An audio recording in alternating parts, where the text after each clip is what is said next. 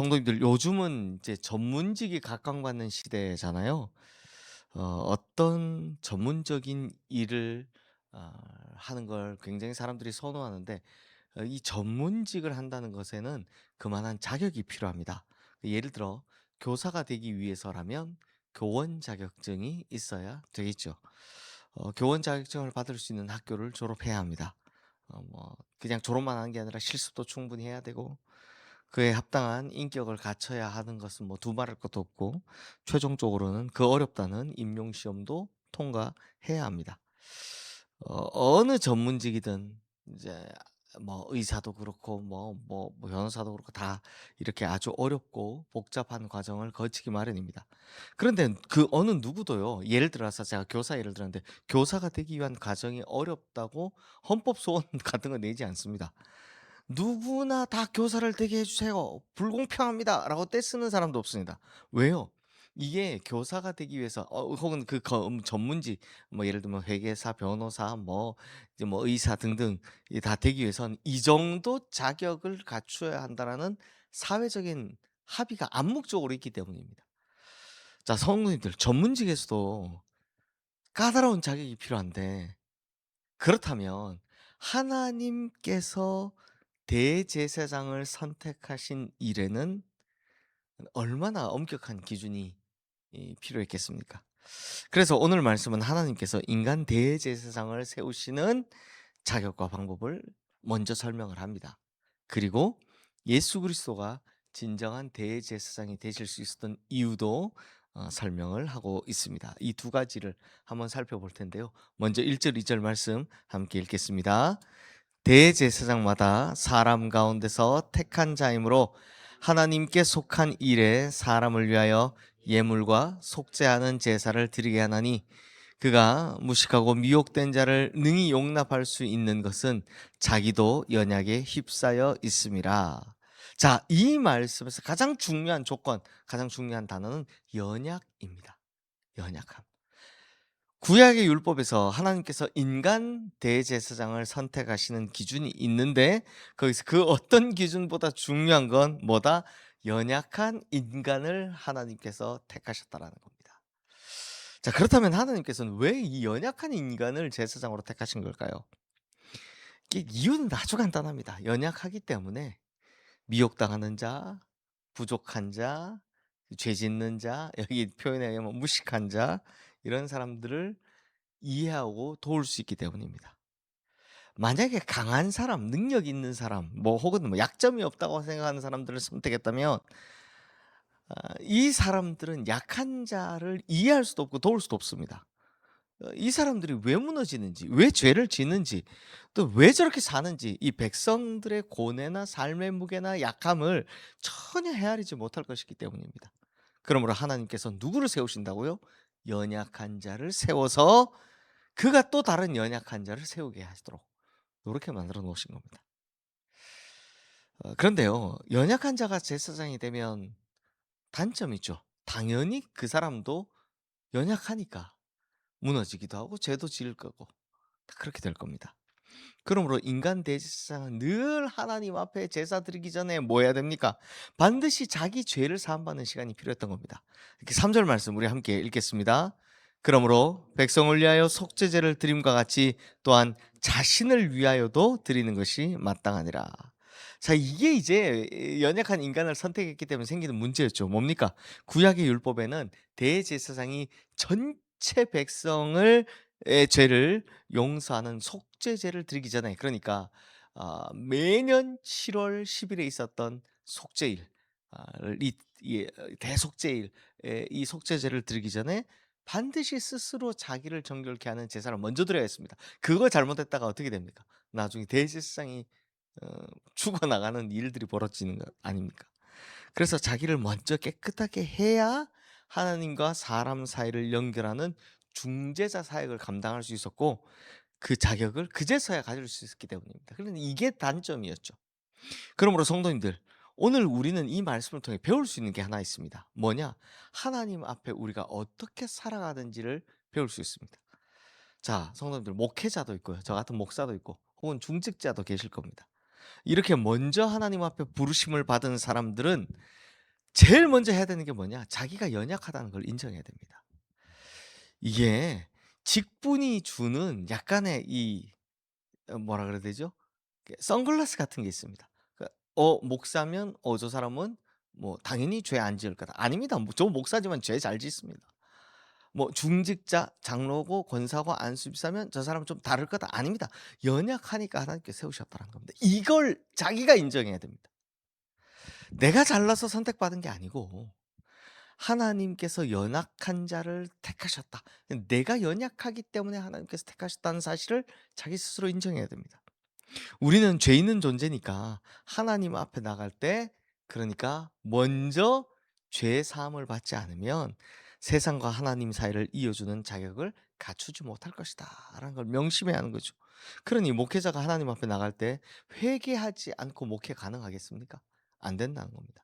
그러니까 성도님들, 목사라는 타이틀을 가진 사람은 완벽하다, 그 환상을 버리셔야 됩니다. 중직자가 되면 직분만으로 나는 이미 완벽하다, 상상, 그 착각도 버리셔야 됩니다. 우리는 스스로 하나님 앞에서 연약하다는 걸 인정해야 됩니다. 그래서 어떻게 됩니까? 자신의 죄를 돌아보고 깨끗하게 한 다음에 하나님 앞에 나가야 한다는 거죠. 그래야만 타인의 삶에 관여할 수 있는 자격이 주어진다라는 겁니다. 또한 대제사장이 기름 부음 받은 건 자기가 원해서 된 것이 아니라 하나님 주도적으로 된 것임을 인정해야 합니다. 우리 4절 말씀 함께 읽겠습니다. 이 존귀는 아무도 스스로 취하지 못하고 오직 아론과 같이 하나님의 부르심을 받은 자라야 할 것이니라. 자, 하나님께서 레위 지파를 선택하시고 그 중에 아론의 가문을 택하셔서 자손 대대로 이 대제사장의 직무를 수행하게 하셨습니다. 자, 여기서 우리가 깨달을 수 있는 게 또 하나 있죠. 뭡니까? 레위 지파가 제가 하겠습니다라고 한 게 아니라는 겁니다.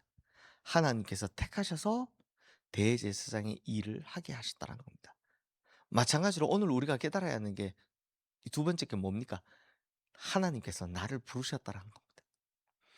내가 하나님 앞에 이렇게 설 수 있는 건 뭔가 내가 다른 사람들보다는 좀 잘나고 다른 사람들보다는 뭐가 좀 나아서가 아니라 그냥 하나님께서 나를 불러주셨기 때문이다라는 겁니다. 이걸 기억해야 되는 겁니다. 이걸 알면 뭐가 달라지는지 아십니까? 내가 원해서 된 거라면 하기 싫으면 내가 그만두면 됩니다. 그럼 내가 원해서 한 건데 생각과 다르네요. 때려치우면 됩니다. 그러나 하나님께서 부르셨으면 무게감이 달라지죠.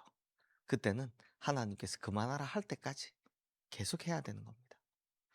그러므로 성도님들, 오늘 앞부분에서 알려주는 게 뭡니까? 인간 대제사장을 부르신 하나님의 모습을 통해 우리가 두 가지를 인정해야 된다는 겁니다. 뭡니까? 첫 번째는 약하다라는 거. 나는 약하다라는 거. 두 번째는 하나님께서 나를 불러주셨다라는 거.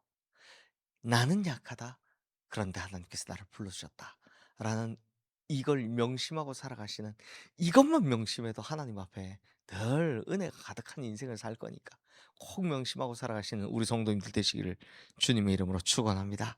자, 그리고 성도님들, 이제 히브리서 기자는 하나님께서 예수 그리스도를 대제사장 삼으신 것에 대해서 설명합니다.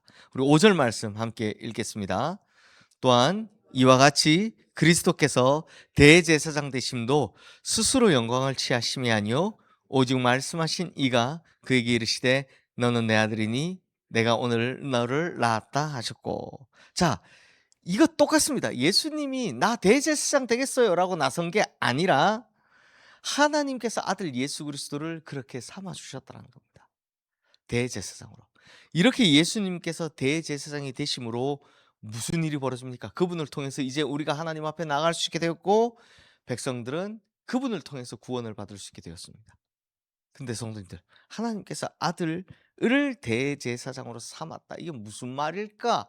앞서 연약하다 이거 다 맞는데 여기서는요 이게 있습니다. 하나님께서 자기 아들을 대제사장 삼았다라는 말은 구원의 주도권을 하나님께서 가지셨다라는 말이에요.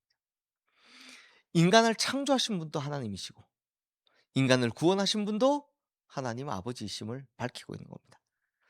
그러니까 죄는 사람이 지었는데 구원은 하나님께서 시작하셨다라는 겁니다. 이거 어렵지 않습니다. 아담과 하와가 에덴 동산에서 쫓겨날 때 그들에게 가죽옷 지어 입히신 분은 누구셨습니까? 하나님이셨습니다. 그 아담과 하와가 가지고 지어 달라고 부탁한 적 없습니다. 그런데 하나님께서는 그들의 죄를 가리기 위해 이미 희생 제물인 가축을, 그러니까 이 짐승을 잡으시고 그들로 인해 가죽으로 옷을 지어 입히심으로 벌써부터 그때 이 속죄의 제사를 보여주시는 거죠. 이때부터 시작된 하나님의 구원의 역사가 예수 그리스도를 이 땅에 대제사장으로 보내주시는 것까지 계속해서 이어졌다는 겁니다. 즉 그 가죽 옷은 누구를 벌써 보여주고 있는 겁니까? 예수 그리스도를 보여주고 있더라라는 겁니다. 그리고 아들 예수 그리스도는 구원의 주도권을 가지신 하나님께 어떻게 응답하셨냐? 우리 8절 9절 말씀 함께 읽겠습니다. 그가 아들이시면서도 받으신 고난으로 순종함을 배워서 온전하게 되셨은즉 자기에게 순종하는 모든 자에게 영원한 구원의 근원이 되시고. 자, 아들 예수 그리스도가 잘한 것 딱 하나, 뭐라고 합니까? 순종이라고 합니다. 물론 다 잘하셨지만 여기서 히브리서 기자는 딱 하나를 짚었는데 그게 순종이라는 겁니다. 하나님은 구원을 주도하셨죠. 그걸 아들 예수 그리스도는 순종함으로 이루셨다라는 겁니다. 그러므로 성도님들, 하나님께서 예수 그리스도를 대제사장으로 삼으신 것은 구원의 주도권이 하나님께 있음을 천명하신 거고요. 그리고 아들 예수 그리스도는 순종함으로 그 구원을 이뤘다. 이 이야기를 하고 있는 겁니다. 그렇다면 오늘 여기선 또 우리가 배울 수 있는 게 뭡니까? 우리는 아들 예수 그리스도를 따라가야죠. 그 의미에서 우리는 예수님의 순종을 배워야 한다는 겁니다. 그러므로 우리도 하나님의 말씀에 순종하고 하나님의 뜻에 순종하면 이 구원 사역에 동참하는 하나님의 아들이 될 수 있다라는 겁니다. 그러니까 물론 이게 네가 예수다 이거 아닙니까? 아시죠? 네. 우리도 하나님의 자녀가 될 수 있다는 겁니다. 그럼 우리 성도님들, 아들 예수 그리스도를 늘 본받아서 하나님의 말씀을 붙들고 온전히 순종하는 우리 모든 성도님들 되시기를 주님의 이름으로 축원합니다. 이 시간 오늘 주신 말씀 기억하며 우리 함께 기도하겠습니다.